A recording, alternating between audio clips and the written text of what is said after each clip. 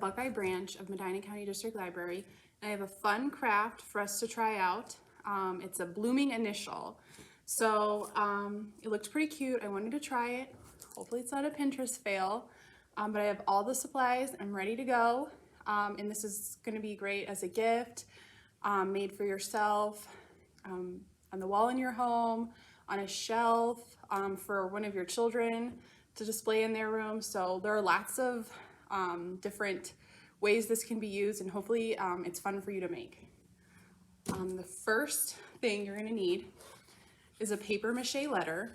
So I chose this letter.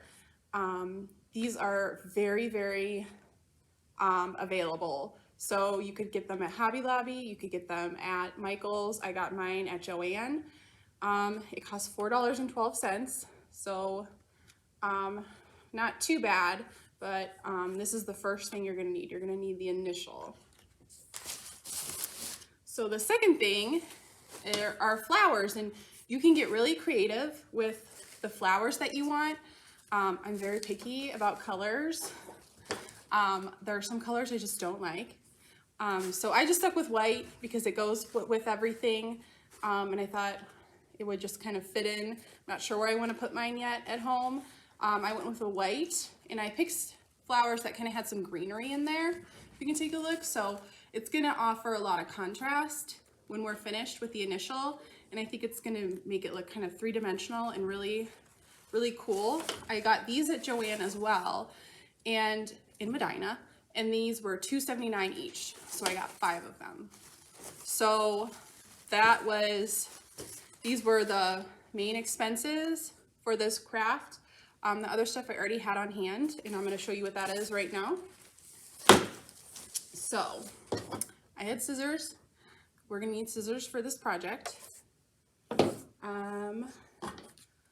A glue gun. An X-Acto knife. Now, if you have a different knife that you like and you're comfortable with it, and it's pretty sharp and it cuts, you think it could cut paper mache, well, you can stick with that. This is what I decided to use. And the last thing is spray paint, or you could just use regular paint. I didn't have any spray paint on hand, so I'm just going to be doing it the regular way. So I chose white, just because it's going to be on the outside of the letter, and I thought it'd blend in the best so you didn't really notice the paper mache part. So those are the things that you'll need. You're going to need your paint, your glue gun, your scissors, your knife, and then the most important things, the flowers of your choice. Have fun with it, get creative, your favorite color, or maybe if you're making it for your child's room, their favorite color. And then the paper mache letter.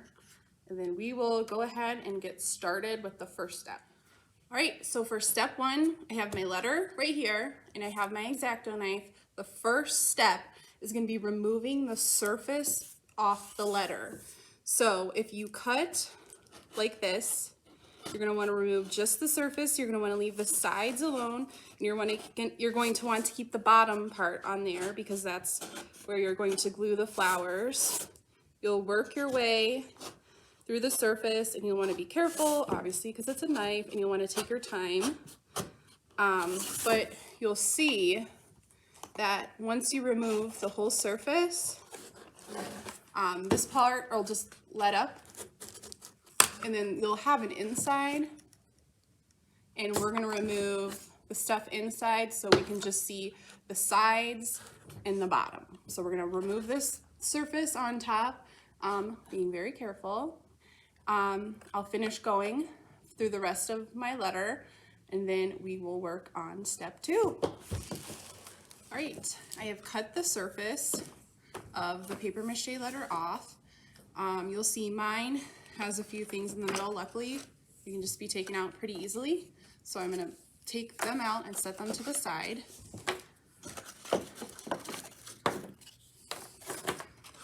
I'll see there's kind of some debris in mine just from the cutting.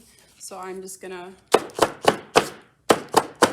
get that all out there so the surface is clean when I go to paint. And then take some time to just, like, if you see little strands, just go ahead and pull those loose, just kind of if they're clinging on. It'll look a little bit nicer. You could take the time, if you see some edges that aren't quite perfect, you can touch up on those with the knife. But mine looks pretty good, I think, so I think I'm ready to paint. Like I said, if you have white spray paint, this will be very easy for you. You'll be done really, really quick. If not, you can just do it the way I'm going to do it and use some regular white paint. So I think I'm just gonna paint, let's see, I'll paint my inside first, I'll let that dry, and then I'll probably paint the outer edges. Like I said, I chose white, but maybe if you chose some darker colored flowers, it might look better if you use like a black, or if you could even use the same color as the flowers that you chose. But mine is just, I'm gonna get that paint on the inside right there. I don't think I'll have to do more than one coat. This paint's pretty thick, plus it doesn't have to be perfect, and you're not really gonna see the inside that much. So I'm not gonna be too worried about it, but I'm just gonna go ahead, I'm gonna keep painting the inside of my letter, and then when that's fairly dry, I'm gonna go ahead and I'm gonna paint the outside as well. And then we will meet back up for step 3. Okay, I have my letter S and I have painted it white. Like I said before, I kept just one coat on the inside. Again, it's gonna be filled with flowers, so I didn't think 2 coats was quite necessary since you're not really going to see the inside. But one thing I did change my mind about was I did a second coat on the outside.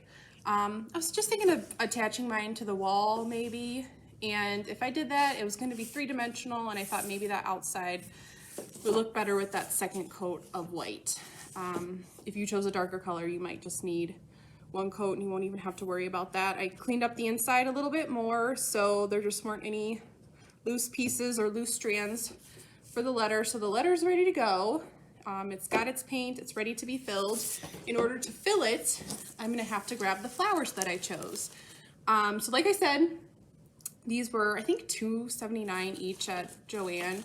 So what I'm going to do now is cut the flowers, and I want to pay attention to the depth of my letter S. So this is pretty deep. So if I cut on the very bottom of the flower right here, it wouldn't fill the flower all the way. It wouldn't look like it's kind of bursting with flowers, and I want it to look a little bit more 3D than that. So I'm gonna give it a little bit of stem on there, and I chose flowers, and most of them are, that I could see in the store, that could be bent, so I can bend it and put the glue where it's bent, and I can give it some height. So I might cut some flowers like 1/8 of an inch, 1/4 inch in difference, just so it looks a little bit more 3-dimensional, and I'll see how it looks. That's the great thing about this part, is that you can kind of place everything in the letter, and you don't have to be committed to it. You don't have to glue it right away. You can kind of move the stuff around and see what kind of ratios that you like, and then go back and glue. So I'm gonna leave my stems about this long, but I chose some small flowers. A lot of the other flowers that I saw were larger flowers. So some of you might be able to just cut it right at the base and you'll be totally fine, and it'll fill up really quickly.